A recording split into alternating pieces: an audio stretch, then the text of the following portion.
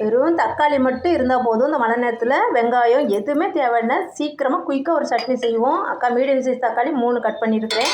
இதை நல்லா நைஸாக அரைச்சிட்டு வந்துடலாம். இது கூடவே ஒரு 6-7 பல் பூண்டு போட்டுக்கலாம்.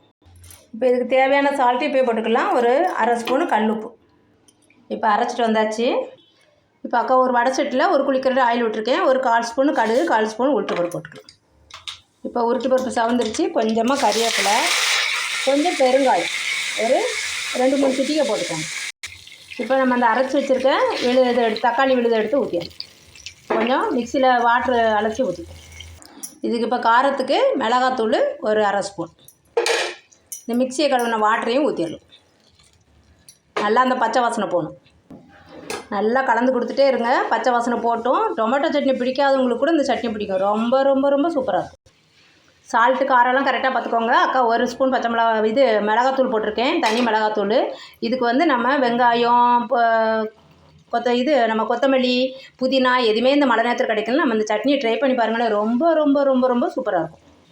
இப்போ ஊற்றின எண்ணெய் ஃபுல்லாக பிரிஞ்சு வருதா, அப்போ தான் சட்னி ரெடி ஆயிடுச்சுன்னு அர்த்தம். பச்சை வாசனை போயிடுச்சுன்னு அர்த்தம். பாருங்கள் எப்படி இருக்குது பாருங்கள். சும்மா தகன்னு இருக்குது இந்த தக்காளி சட்னி. சட்னியை ட்ரை பண்ணி பாருங்கள். பார்த்துட்டு அக்கா கமெண்ட்டில் எப்படி இருந்துச்சுன்னு சொல்லுங்கள். ரதியை கார்டு படி சப்ஸ்கிரைப் பண்ணுங்கள், லைக் பண்ணுங்கள், ஷேர் பண்ணுங்கள். தேங்க்யூ.